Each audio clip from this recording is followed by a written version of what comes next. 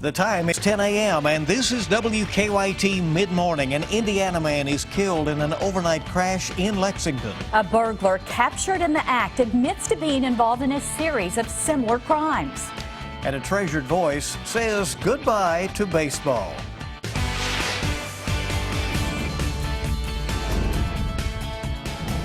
This is WKYT Midmorning.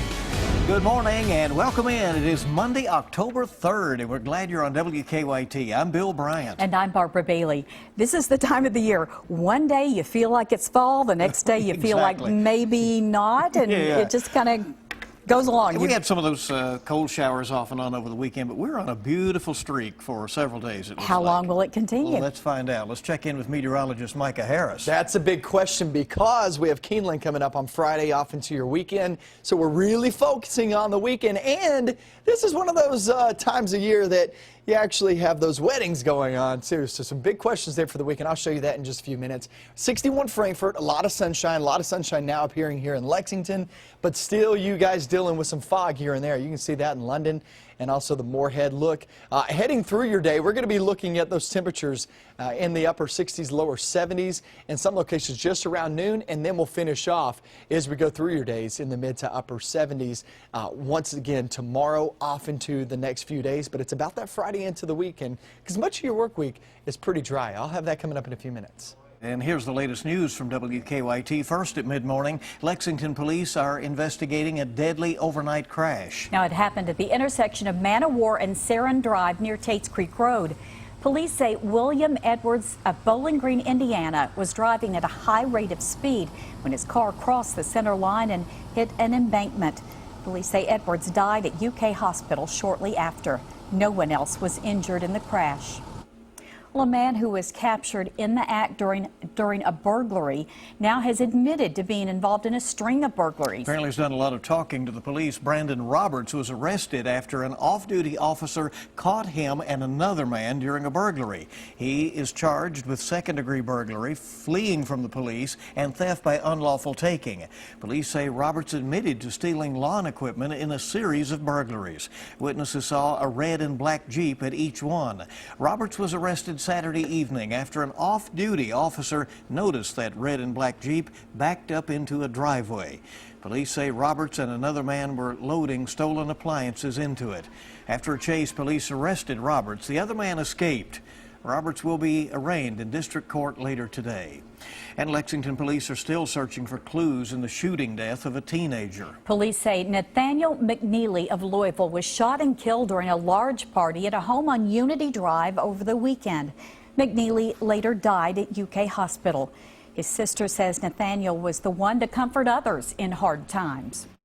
He's wiped so many tears from my eyes, tears from my kids' eyes, and tears from my mother's eyes. And I never thought in a million years that I had to wipe my own tears from my eyes because I got to bury my brother, and my mother has to bury her son.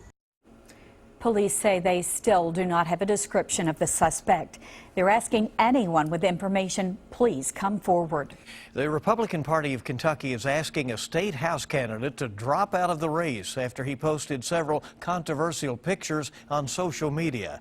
House candidate Dan Johnson in Bullitt County is under fire for posting several photos depicting President Obama and the First Lady as monkeys.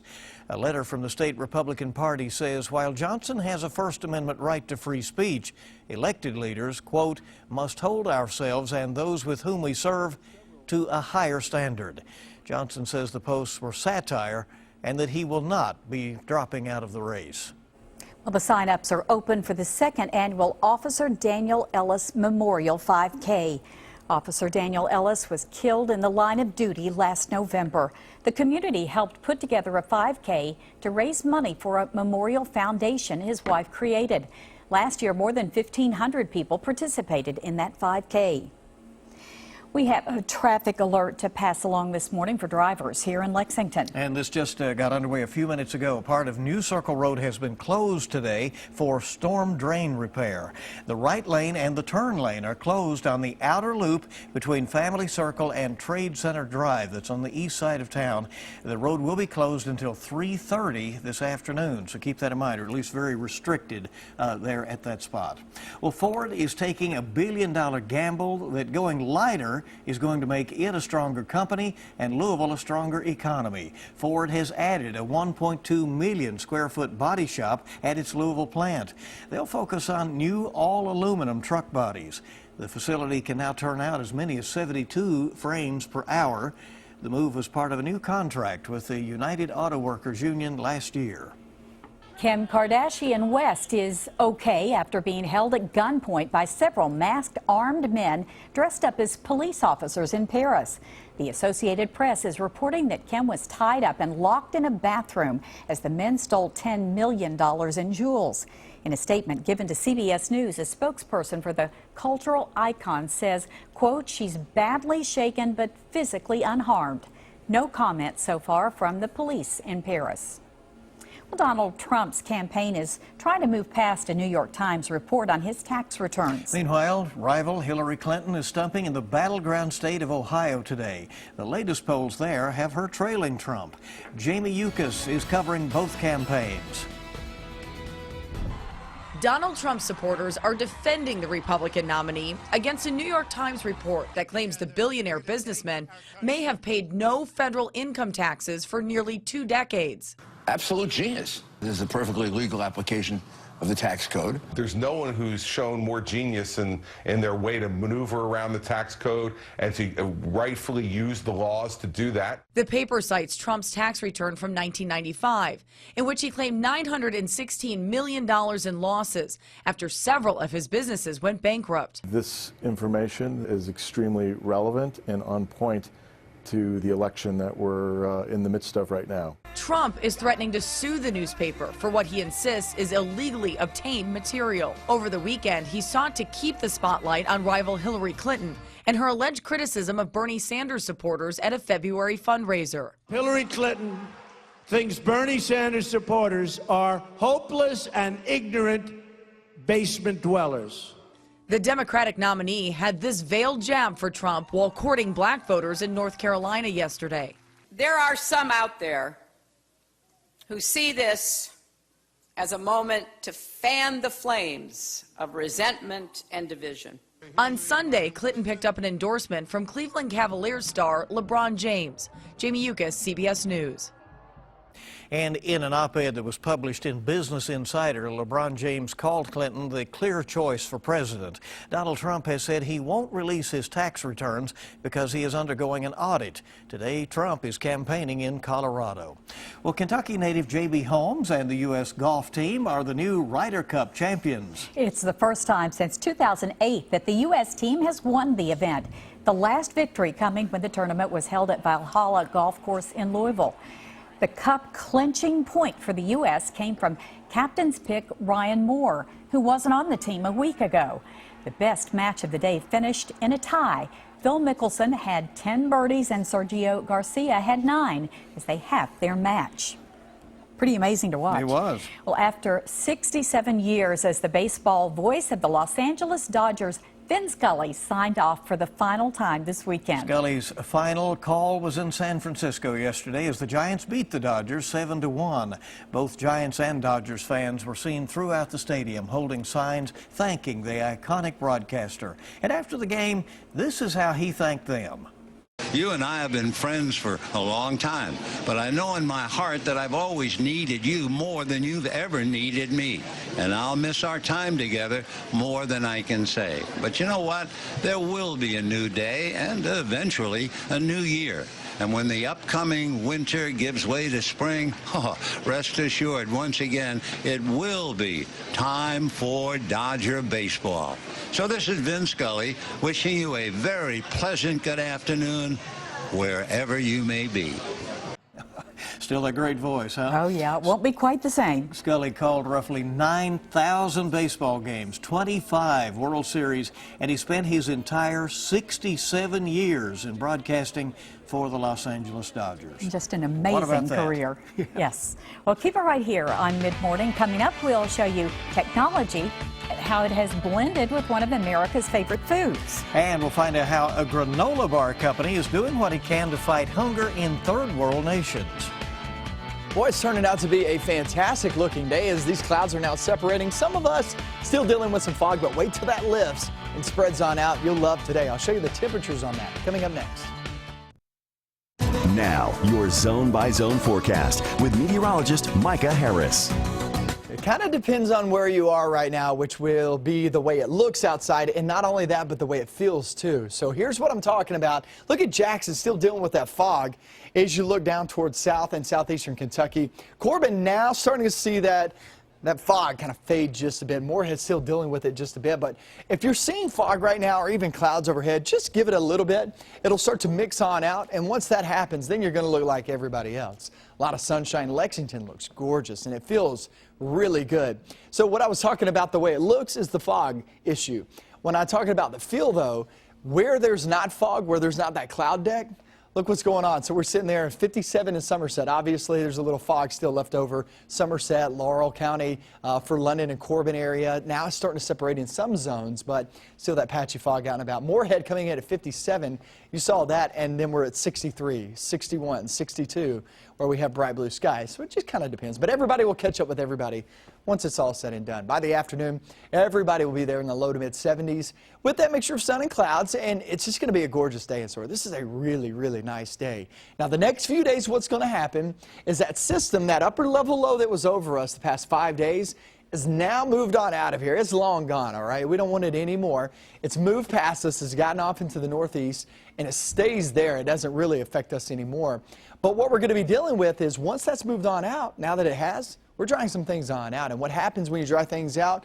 Well, those temperatures will rise. They're not rapidly rising, but they are going to be getting up there the next few days. We'll see mid to upper 70s, which averages 72, so we are getting up there. But then we look toward Keeneland. On Friday, we have some big events going on Friday. Keeneland's opening their gates there on Friday for the fall meet, and Friday looks good. Saturday and Sunday doesn't look all that bad, but there is a front heading our direction on Saturday and Sunday. And as I always talk about, it's really hard to get a front in here and not have at least that chance of rain. So we still have that chance of rain in there, but it's not looking good for rain in terms of if you want the rain. It just doesn't look like a good shot at some rain. So if you're not wanting rain, you got some big events, big plans, it's looking all right for you. It's going to be cool, though. All right, there you go. Is it really the backside of that hurricane could cause an issue? Well, the hurricane is going to pull all the moisture toward it and leave us with a dry front. That's what it looks like right now. Okay. We'll see. Okay, thank you. Well, humans and robots are working side by side at a California pizza place. A veteran restaurant owner and the former president of an offline gaming company teamed up to create Zoom Pizza. They use specially designed robots like Bruno that put the pizzas in the oven. Others add the tomato sauce, but it still takes the human touch for the toppings. Their pizza truck is huge. It's filled with 50 pizza ovens that cook all the pizzas while they're out for delivery. So you can't get any fresher than that. Man, I bet it smells really good inside that truck, too, with all of those pizzas cooking at the same time. Open the door. But you can say fresh from the oven. Here it is. Well, the stars of Veronica Mars team up to feed starving kids in Africa. And the New York Film Festival hosts another big movie night. Suzanne Marquez has your eye on entertainment. Casey Affleck hit the red carpet this weekend for the New York Film Festival premiere of his new drama, Manchester by the Sea. Do you want to be his guardian? Well, he doesn't want to be my guardian, for Christ's sake. Affleck plays a tortured handyman who's forced to take care of his nephew when the boy's father dies. The film is already getting a lot of Oscar buzz. It's a very, very compelling script. Far better than most, and you know, it just sucks you right in. Manchester by the Sea opens November 18th. And a granola bar company that aims to end childhood starvation in Africa has got some star power behind it. Actors Kristen Bell and Ryan Devlin, who met on the set of the TV series Veronica Mars. The idea to start the company came after Devlin visited Liberia. I saw these children that were suffering from malnutrition. It's one of those things that when you see it, when you experience it, it kind of explodes your heart. For every purchase of This Bar Saves Lives, the company donates a packet of the nutritional supplement Plumpy Nut to the nonprofit Save the Children. Just passed our million sold mark, 1 million bars, which is the equivalent of helping to save the lives of 8,000 children. You can find This Bar Saves Lives in Target stores nationwide, as well as select Starbucks and Whole Foods. That's your Eye on Entertainment. Suzanne Marquez, CBS News, Los Angeles. All right, coming right up, taking care of your heart, cardiovascular disease, what causes it, what you can do to prevent it. That's next here on WKYT. And tomorrow night's Mega Millions jackpot is $35 million. Wednesday night's Powerball jackpot is $80 million. Welcome back. Great to have you here on WKYT at Mid-Morning. We're going to learn something here. Combined with strokes, cardiovascular disease is the #1 killer here in Kentucky. So how can we prevent it? To learn more about it, we're joined by Dr. Robert Sawyer, a cardiologist with Lexington Clinic. Welcome. Glad to have you today. Great to be here. Thank Important topic. It really is. Absolutely. Is there a time at which we should start paying attention to these things, or what should you do to have good overall heart health? Absolutely. I think it's awareness is key. So, here in Kentucky, 46% of folks have at least 2 actually risk factors for heart disease. So it's quite prevalent, and I think it's really listening to your body, listening to your symptoms is so important, and then reaching out to your primary care physician or cardiology to have those symptoms evaluated and come up with a plan on how to treat that. What do you see a lot of here in Kentucky as you're treating patients? Sure. Well, cardiovascular disease really encompasses a wide variety of diseases, but we mainly focus on the heart and certainly heart attacks because they can be deadly and cause a lot of problems. So that's the main thing we treat, but it can also affect the brain. So it can cause strokes and even cause decreased blood flow to the legs. What are the kinds of things you can do to reduce your risk of developing cardiovascular disease? I know you've said there are some things that you're sort of predisposed to, but you can control some things. Absolutely, yeah. We can't really control our genetics so much and who we're born to, but high blood pressure, high cholesterol, obesity, diabetes, and of course smoking, which unfortunately we lead the country in here in Kentucky. So we work at Lexington Clinic to really try to help control all those risk factors, and in kind of a collaborative effort with our primary care partners and even dietitians sometimes to come up with a diet that may work for you and an exercise program that really works for you as a patient and an individual. Do you see a big difference if people pay attention to diet and exercise? Do you see that working? Absolutely. I see patients on a regular basis who really are focused and strive to have a good diet and a good exercise program, and we're actually able to take them off medications for maybe high blood pressure or diabetes. And I think for the patient, that's a great day when you can stop a medication. When they can see that progress. Absolutely. All right. Well, LexingtonClinic.com for more information and your biographical information, I'm sure. And you're Kentucky born and Kentucky educated. Absolutely. So ready to go. Thank you. Thanks for being here. Thank you, guys. Well, be sure to keep it here this mid-morning. Going to check in with the Mr. Food Test Kitchen next, and we'll see what's cooking up here early in the week. Doctor, I don't know what you'd say about those, but maybe moderation, right? Back in a moment. Yeah, looks great. We're glad you're with us today. October is Breast Cancer Awareness Month, which makes it a great time to encourage everyone you love to get screened and spread the word. And from the Mr. Food Test Kitchen, another reminder, pink velvet truffles. It's October, and that means it's Breast Cancer Awareness Month, a time when we all come together so we can help beat this disease. While most of us are aware of breast cancer, we often forget to take the proper steps in order to stay one step ahead of it. I'm blessed that my mom had her breast cancer detected in its early stages, and thanks to early detection and medical advances, she's with us today. So if you're thinking, what does this have to do with food? Let me share with you the recipe for our pink velvet truffles, which are perfect to bring just about anywhere to help raise awareness for those you care about the most. We start by beating together a container of strawberry-flavored cream cheese with a bit of vanilla. After that's creamy, we slowly add in some powdered sugar. To give this its richness, we stir in some white baking chips that we've melted in the microwave. After it comes together, we shape them into 1-inch balls and roll them in pink, white, or any combo of nonpareils or sprinkles. Let me tell you, these are decadently rich. I do hope you'll go online and get the recipe for our pink velvet truffles as a way to help bring awareness to breast cancer. I'm Howard with Kelly in the Mr. Food Test Kitchen, encouraging you to spread the word. And to get screened. I'm sure glad my mom did. Now, that's a reason to say, ooh, it's so good. Mm-hmm. You're such a kid at heart. She speaks today. That's right. Yes. Well, important reminder. Right. All right, let's check out the weather real quick and see what's going on. We have a story first, though, as you're talking over here on the side. Hundreds gathered in Lexington over the weekend to walk and roll to raise money for those battling spina bifida and to spread awareness. Well, Barbara wanted you to see this. October Spina Bifida Awareness Month. This was the 3rd year for their walk, and take a look at what's happened there. Huh? Yeah. She was the MC. And she was quite the trooper there. As she gets, takes one for the team, gets pie in the face.